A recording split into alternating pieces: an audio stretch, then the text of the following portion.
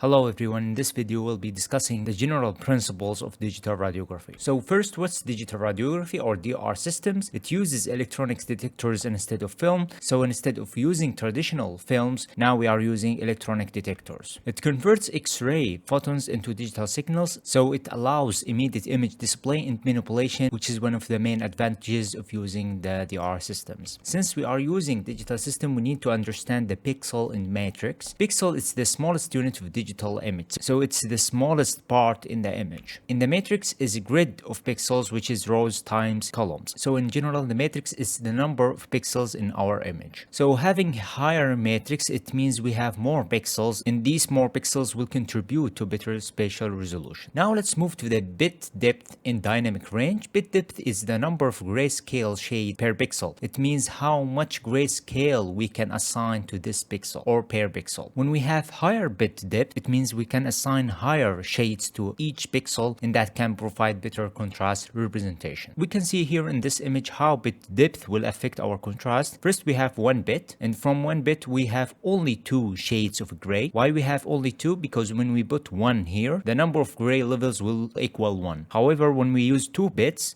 we'll be having 4 gray levels that can be assigned to the pixel using this formula here. So this can be applied to all these bits as we go more and more. Now we have the dynamic range. It's the ability of a detector to capture and display a wide spectrum of X-ray intensities from very low or dark to very high or bright exposures. So the dynamic range is the ability of the detector itself to capture and display a wider spectrum of X-rays intensities, which will contribute to better contrast representation as well. Now let's move to the image acquisition process. This is a general concept or a simplified concept. First, we have the X-rays strike detector, and then the detector converts photons to electrical signal, and this signal will be converted from analog to digital using ADC or analog to digital conversion, and this will produce a digital image in our screen, and then the image will be processed in display. So let's move to the thin film transistor, which is the most common one used in DR. It collects and read out the charge from each pixel. So each pixel has its own charge inside it. It acts as an electronic switch for each detector element, and it determines spatial resolution and signal readout speed.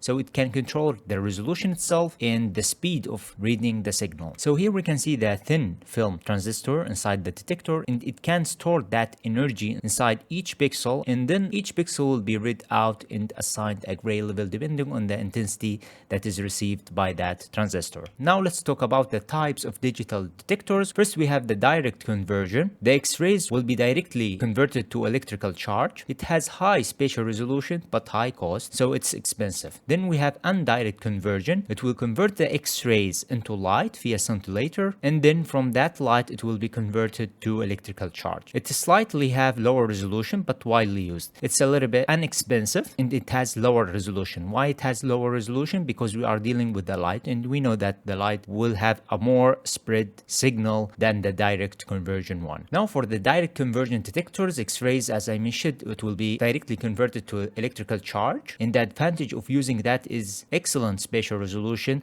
because we have minimal signal spread, opposite to the light where we have more spread of the signal. The disadvantages is more expensive and sensitive to mechanical defects. Here we have a representation of good resolution in the lower resolution. Here we can see that the spreading of the signal is less compared to the light one. Here we have the sequence of producing the image in direct detectors. First, we have the X-ray tube. We have the radiation or the exposure coming out of the tube, and then it will hit the patient. So the exposure will be attenuated by patients, and it will go through that patient or scattered. And then we have the thin film transistors, which will store that energy or X-rays, and then it will be read out. But this signal will be analog signal. We need to convert it to digital signal by ADC or analog to digital converter. And then after we having digital signal, it will be displayed on the screen. Next, we have indirect conversion detectors. The X-rays will be converted to the light via scintillator, and then that light will be converted to the electrical charge. As we can see here in this image, the X-ray will be converted to the light will be converted to the electrical charge, and it will be assigned for each pixel. So the advantage of having indirect conversion detectors, its efficient X-ray absorption, but the disadvantage is slight light spread, which will reduce the resolution compared to the direct conversion. So we can see the same process, except that we have photodiode here, which will convert the light into electrical charge. Then we have a very important concept in the DR system compared to the film, which is the characteristic curve. Is a graph of the relationship between the amount of exposure given a film and its corresponding density after processing. So it's the gray level that is assigned bare exposure. It represents the change in optical density or the contrast of the screen film in response to changing exposures, which is incident X-rays on the screen film. So it will assign specific gray level depending on the exposure that is received into that detector. It shows a relationship between exposure and pixel value, and the digital systems have wide dynamic range compared to the film. Overexposure or underexposure in digital systems are less critical than film, but still affects those.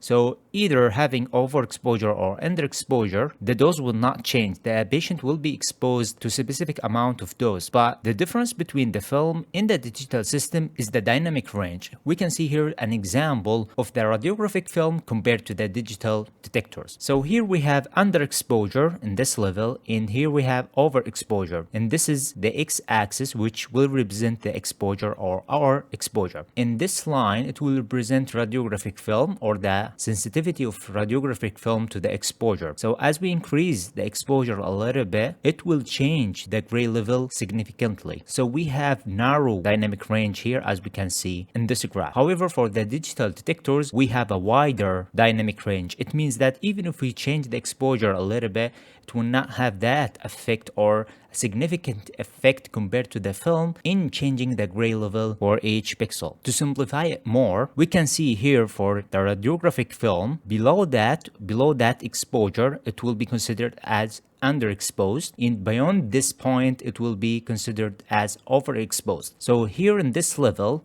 as we reach this level, it means that we are assigning the highest value for the pixel. So to simplify this concept, we can see here the radiographic film, it will be underexposed or overexposed easily compared to the digital receptors. Why? Because here we can see that the assigned gray level or the same assigned gray level, it can be reached even for smaller exposure in digital radiography compared to the film itself. And here we can see this is the point where exceeding that point, it will be considered as overexposure, but the same point can be reached even if we get more exposure in digital detectors. So to make it even easier, the same point here and the same point as well here, then we have a very large dynamic range compared to the film detectors, and this is our dynamic range. Now we will move to the advantages of digital radiography. It will display the image immediately, and it has wide dynamic range, which will help us to have a fewer repeats and less dose to the patient. And we have digital post-processing, which we can enhance the contrast or adjust that contrast in the window width and window level. Easy storage and transfer thanks to the PAX system, where we can send the image and store it much easier than the film. Lower repeat rates compared to film, as I mentioned, because in film, if we didn't get the correct parameters, then we need to repeat and expose the patient twice. What about the limitations or disadvantages of DR systems?